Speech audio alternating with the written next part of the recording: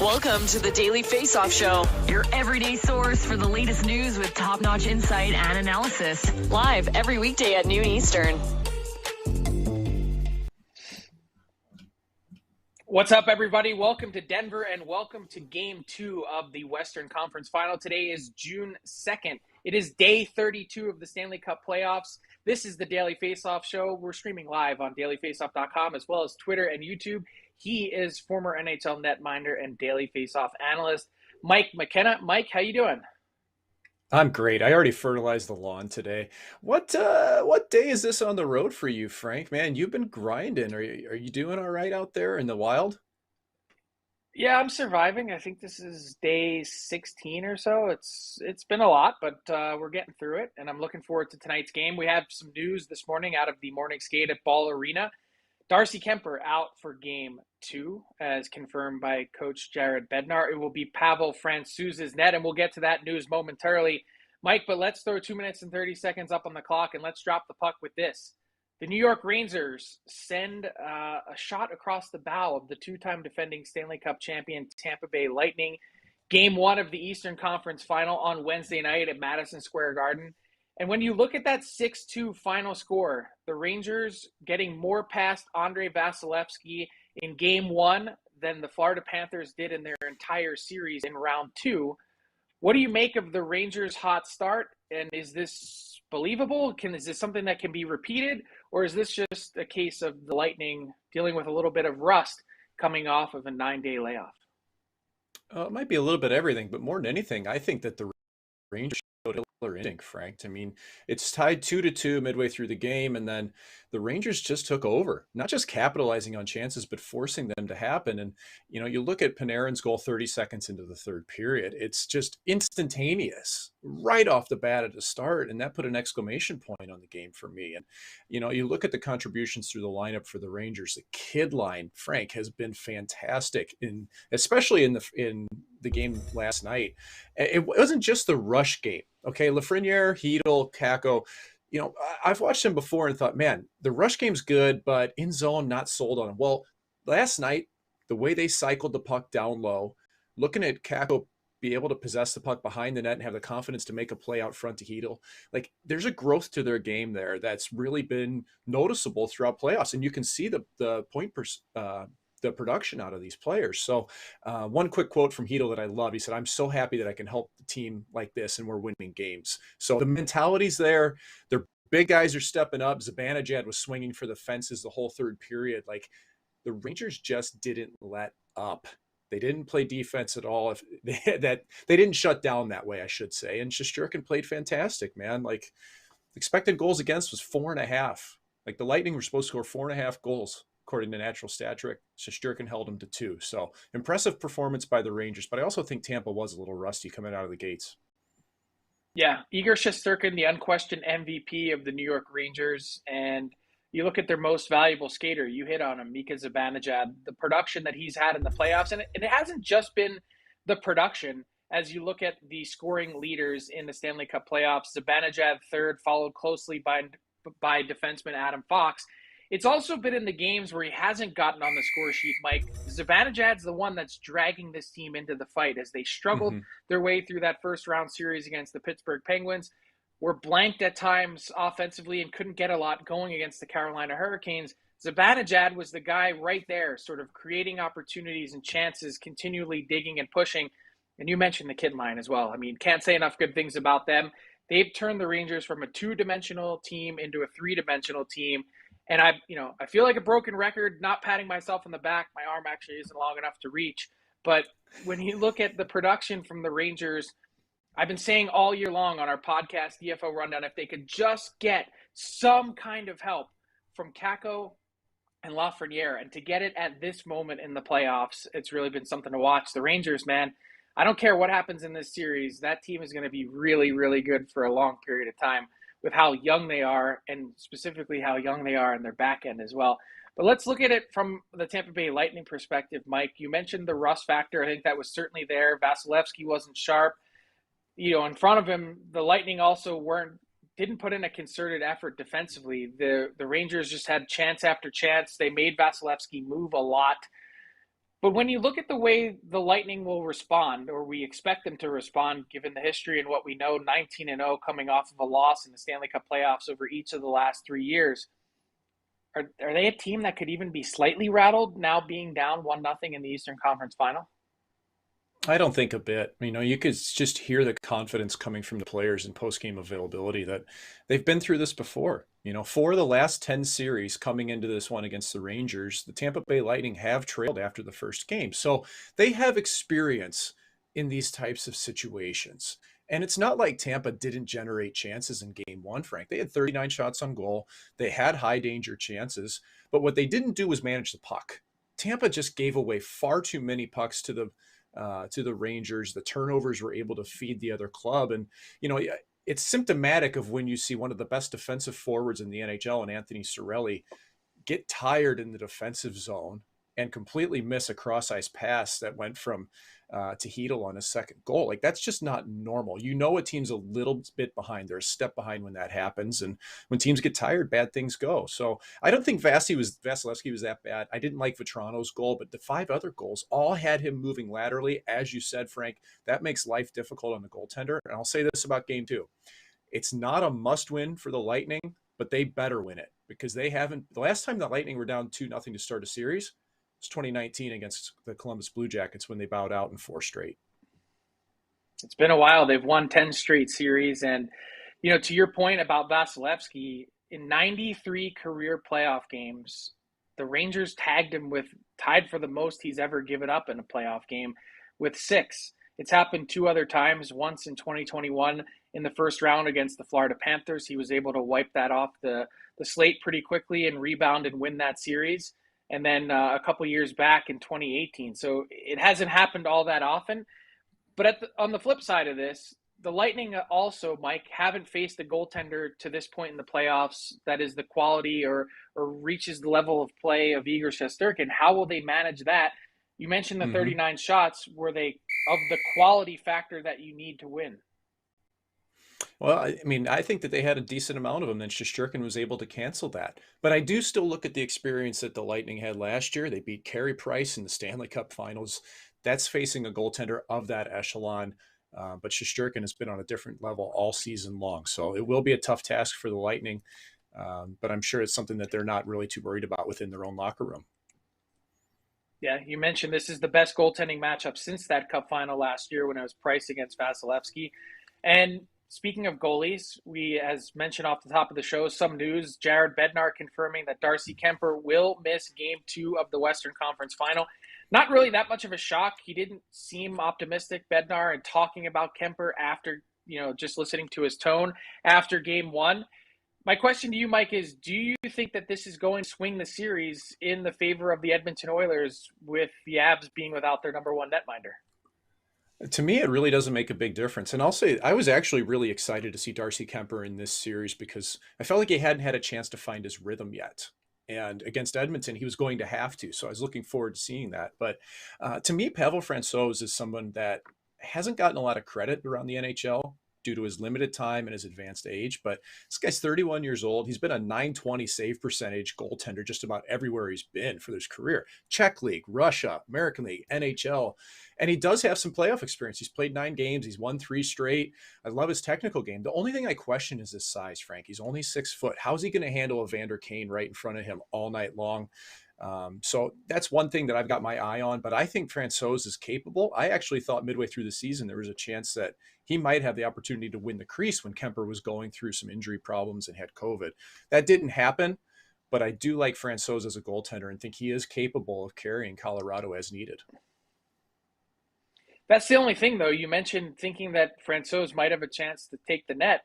It was never really not Kemper's. I know that Kemper only missed 4 games in early December with an upper body injury and bounced back quickly. And he did miss a little bit of time due to COVID as well. But this is a guy that has struggled to stay upright at times throughout his career. You think back to the last couple seasons in Arizona, which probably is the reason why he ends up being in Colorado to begin with for this year.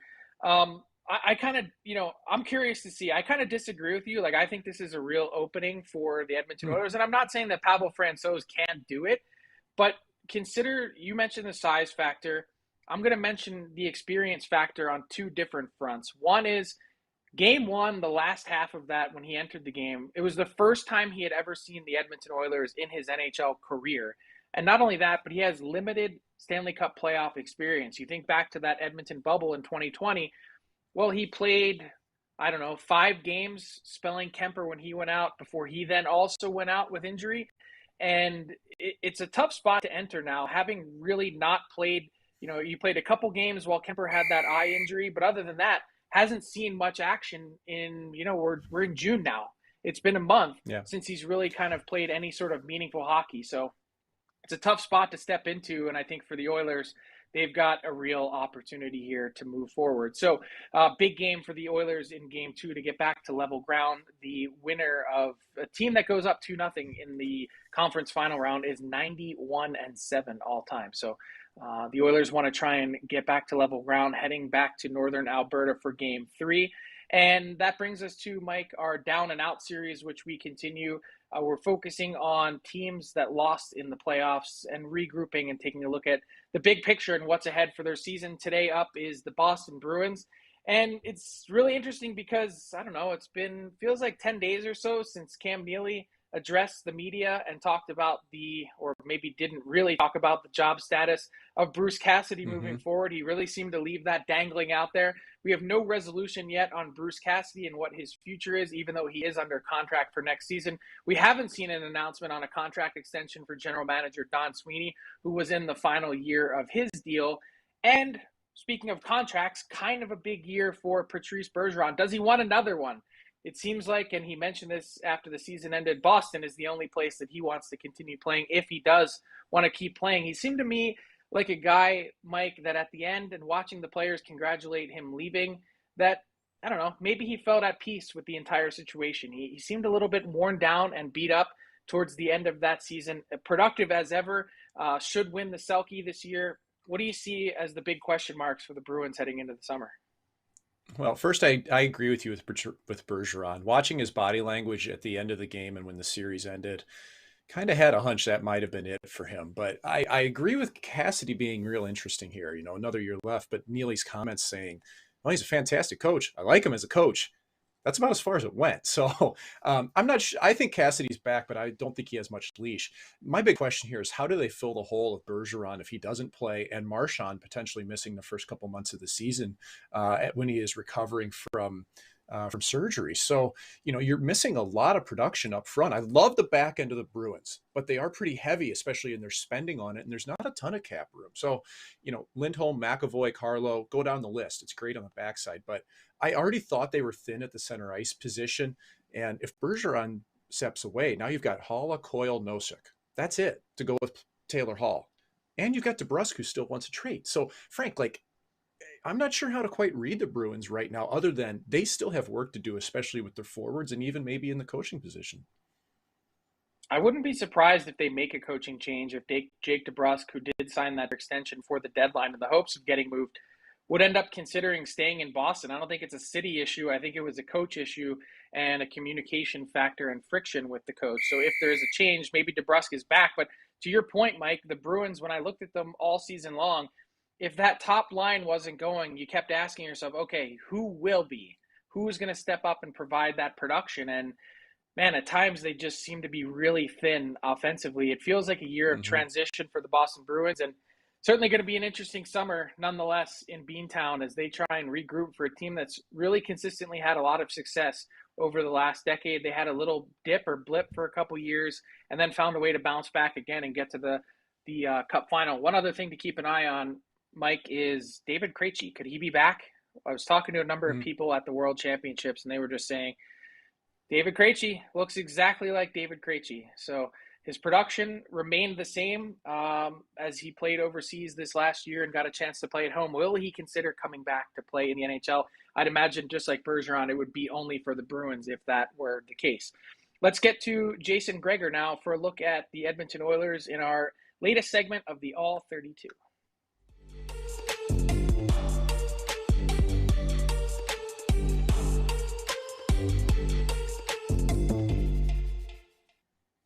That's right. Pleased to welcome back to the Daily Faceoff Show Jason Gregor, who covers the Edmonton Oilers, of course, at Oilers Nation, as well as TSN on the afternoon drive in Edmonton. This is the All 32 delivered by DoorDash. Jason, you had a great story on Oilers Nation over just recapping and looking at Game 1. And one of the things I was fascinated to read about, you really dug into this trend that seemed to develop over the last number of weeks, where the Oilers would get a goal and it seemed like they'd let their foot off the gas and the opponent would have a chance to get back in quickly. We saw that with the Cale Makar goal to end the first period. Less than 9 seconds after the Oilers tie it up, there's Makar on that controversial offside review, getting in and getting the Colorado Avalanche back with the momentum. How do they fix that?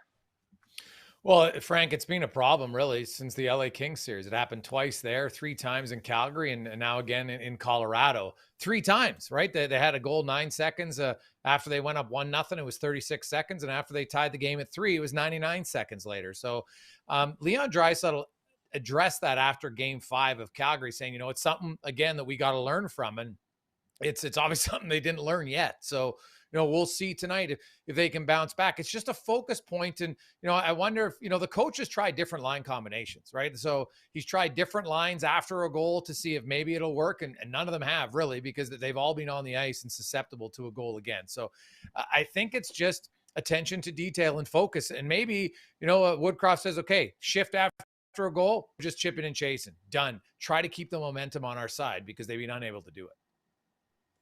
Jason, so much of this series, to me, actually, I think revolves around the defensive core of both teams. And I've held in contention that if Colorado outscores Edmonton from the backside, they're probably going to win this series. And maybe that's a tall task for the Oilers. They're not built as offensively, not having a Makar or somebody. But if you're in the defensive side of the Oilers, and particularly in that D core, what would a successful Game 2 look like?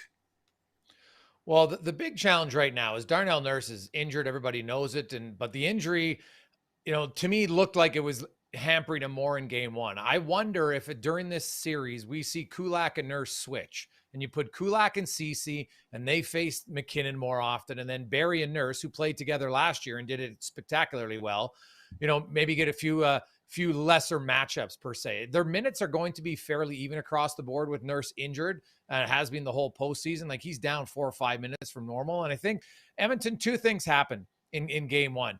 Edmonton's a team that likes to create off the rush. They had their fewest chances off the rush of any game in the playoffs this year. And so that was a big factor. And then, Colorado was just skating through the neutral zone. Edmonton's defense core, the reason they've had success, a lot of it has to do with their team defense in the neutral zone on the forwards, on their back pressure, but also limiting the opposition having speed through the neutral zone. Calgary, which was very good at that all regular season, they really took away their defense. And so Edmonton's a good Game 2 will be lowering Colorado's chances off the rush, of course, but I also think that's in part comes to the forwards. They've got to help. That's been their success. Edmonton doesn't have a Hedman. They don't have a big, huge defense core that can physically grind you down. They're more of a puck possession defense core that has to attack almost above the circles. The minute teams get below the dots, that's where Edmonton has trouble defensively. Jay, you mentioned that the Oilers had their fewest scoring chances off the rush in Game 1 of the Western Conference Final. And watching the Stars go head-to-head, Connor McDavid and Nathan McKinnon, a lot of ice time against each other at even strength. Connor McDavid, to me, and I'm interested in your take, he just didn't quite look like the player that we saw in the Battle of Alberta. I don't know if that's a continuation from what we saw in Game 5 or if that was just the case of McDavid maybe paying a little bit too much attention to what McKinnon was doing. What did you see from McDavid in Game 1, and how could he be a little bit different in Game 2 to get the Oilers to where they need to be? Well, the big thing I saw, guys, is if you look at the numbers, it was more so for me, McDavid against Makar and Taves. When he was on the ice against them, the shots were 12-3 in favor of Colorado. The shots from the slot were 6-1, and scoring chances off the rush were 4-0, right? They did a good job, that pairing, of limiting the speed of McDavid. Now, part of that started in their defensive zone, and they were hemmed in, and obviously when they're out there against the McKinnon line. But when they faced the McKinnon line without Taves and Makar, they had more success. I really think Edmonton, scoring chances off the rush, Draisaitl, Hyman, McDavid, Nugent Hopkins, and Yamamoto. 5 of their top 6 had 0. Evander Kane had 1, and he scored, right? The bottom 6 of the Oilers had the other 4 chances off the rush. Great for them, but that's terrible for the top 6. I think it comes down to Edmonton's top 6. That's their bread and butter. They came into the series leading the NHL in 5-on-5 goals by a massive margin. They were at 25. Colorado was second at 15. And Colorado did a good job of limiting them. Now, they still scored. Hyman, Nugent Hopkins, and Kane still scored. But Edmonton, I guess the one thing to lay their hat on is they actually scored off the cycle and off of offensive zone like a faceoff, which is normally not their bread and butter. Most of their goals come off the rush, and they only had 1 in that game. So I think Edmonton's got to go back to their strength, and it comes with they got to have better, cleaner exits and allow the puck with speed, because Colorado did a good job of limiting the Oilers, specifically their top guys and McDavid himself. But like, that's a 1 game off, guys. And we've seen the Oilers, like, for whatever reason, like, they might as well, I don't know what they should do that next game 1 if they make it, like, do something completely different, because they've sucked in every game 1 so far this year. It's amazing the difference from their team in game 1 to the rest of the series. Maybe they should just defer game 1. Hey, we're going to hand you a 1-0 series lead. Quickly, Jay, it seems a little early in the series for an adjustment, but if you're Jay Woodcroft, would you make any lineup changes for game 2? I don't see him making lineup changes, guys, but there's 2 things that he might, and we've seen this, Frank, you and I, when we watch the games together, like, he's not afraid to change lines in the game. So there's 2 that I will look at. If Nurse's injury is still hampering that much, I would switch him and Kulak in the game. And then the other one is, if the Makar-Taves line continues to shut down McDavid, Draisaitl, maybe you switch Draisaitl to another line, and then, because Draisaitl's an elite player, right? And if they're on separate lines, that means that defense pair can only get one of them. So those are the 2 options I will look at in game to see. But I expect Jay Woodcroft, he's very confident in the group he has. He believes in them. He said that all playoffs long. He's going to give them the opportunity to rebound, because so far this postseason, they've done a very good job of rebounding after a poor effort. Yeah, they certainly have, and that's the one spot that I was kind of hinting at when I asked the question, does Leon Draisaitl get moved to a separate line at some point in game 2 if the Oilers just don't have it going off the hop? Thanks so much to Jason Gregor for joining us for this edition of the All 32. This has been delivered by DoorDash. You see the promo codes there at the bottom of your screen. DFODD if you're in Canada, DFODDUS if you're in the United States. That gets you 25% off and free delivery on your first order. Western Conference Final Game 2. You don't want to cook. All your favorites and more are delivered right to your door by DoorDash. Thanks, Jay. Have a good one, boys.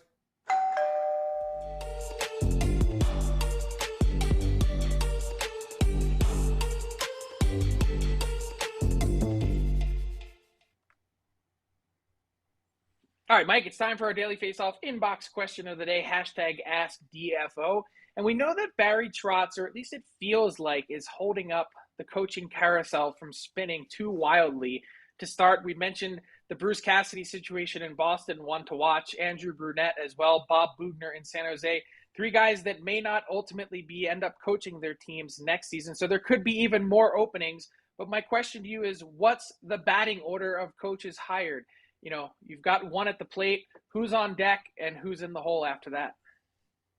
Well, I think we all expect Barry Trotz to be first. So I'm just going to say he's the first one, and then the waterfall happens afterwards. And I have a lot of time for David Quinn. I think he might be the next one to fall, even though to me, he's been a little bit under the radar. And I think it helps that he's not still directly out of the game. Like, let's say a Pete DeBoer. I think DeBoer might have more time to take and figure out if he wants to do something, may not be back in the game. So to me, I've got Trotz, then David Quinn, then I've got Rick Tocchet right there shortly afterwards. I think Tocchet's going to have plenty of opportunities if he would want to take them. He's got a great gig with TNT, but coaches want to coach. Frank, do you have any insight here on what you may think? Yeah, pretty awesome gig at TNT with that panel. I am going to say, as we mentioned, Barry Trotz at the plate. I will say Paul Maurice on deck. And then I will say Pete DeBoer after that in the hole, and Rick Tocchet right behind him on the bench grabbing a bat. Like, I think that's sort of the pecking order as I see it. Rick Tocchet had some interviews last summer, some opportunities this season with the Dallas Stars at midseason. They weren't able to work it out based on the term of the contract that was offered. And, you know, I'd be curious to see, you know, what moves the needle for Paul Maurice. I think he's truly one of the best coaches in the league, and for him to be available and out there, it's also, like Barry Trotz, going to have to be a curated fit moving forward. So I would keep an eye on those guys as the coaching carousel begins to spin.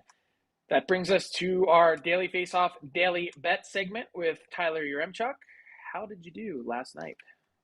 Last night, we did not get the Victor Hedman assist that we needed, and there were no Nikita Kucherov goals to help with our futures bet. So not a great night, but tonight I'm going back to betting on some star players, Frank. So let's jump into it, courtesy of our friends over at PointsBet Canada. It is a point prop for 229s. And as you can see, the Oilers underdogs here on the money line. With Pavel Francouz starting, I'm actually a little tempted to maybe go on that Oilers money line, but I'm definitely in on a couple of props. Like I said, starting with Nathan McKinnon, over 1.5 points. It's paying out a very nice plus 140. He hit this last game. He's hit it in 2 of his last 3. And I think we could see another high-scoring game here again with Smith and Francouz between the pipes. So I don't mind taking a stab at McKinnon over 1.5 points. But I absolutely love the Leon Draisaitl over 1.5 point prop. It is down at plus 110 now as we scroll our way to it. And I mean, this number has come down a lot. You were getting this at like plus 140, plus 130 for game 1 of the series, and he hit it. And he's hit this in 6 straight games. 6 straight multi-point games for Leon Draisaitl. Absolutely incredible, the run that he's on. And I think it's unreal that we're getting plus money on this bet, considering it's hit 8 times already in the postseason for Draisaitl. So the 229s to go over 1.5 points are my 2 bets tonight, Frank. So I'm curious why you're not interested in taking the over, given that the Abs hit that number themselves. It was 6.5 for game 1, now 7 for game 2. Why not just the straight overplay then? It's tempting. I don't love that it's still a minus money payout on that over at a total of 7. And I just think getting to 8 goals in a second game it's just a lot. And at least this way with Draisaitl and McKinnon, as long as one of them hits because they're both plus money, I'm going to be making a little bit of profit on it. So I feel like it's just a bit of a safer play betting on the superstars to each get their offense. And if the total does get to 8, well, then it's very likely that both McKinnon and Draisaitl are involved getting 2 points each. And in that case, I'm making a lot of money tonight. Yeah, true. I'm going to be riding the over, I think, in this series. No proven otherwise. Just feels like that kind of series, especially with Darcy Kemper not being in for game 2. Pavel Francouz, the starter, backed up by Justus Annunen. Remember that name, as I mentioned, because the Colorado Avalanche have run into goalie problems and injuries before in the playoffs. Think back to 2020. That brings us to garbage time with Mike McKenna. Mike, what has caught your eye? What's got your attention from around the National Hockey League?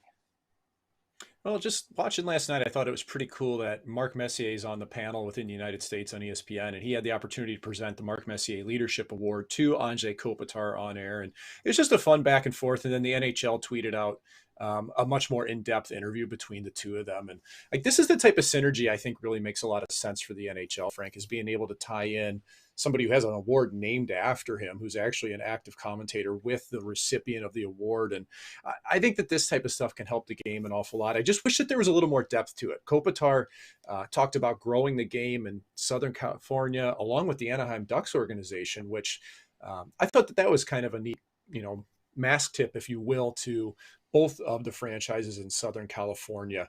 I just would have liked to have seen more of it. I'd like to see what they were doing there.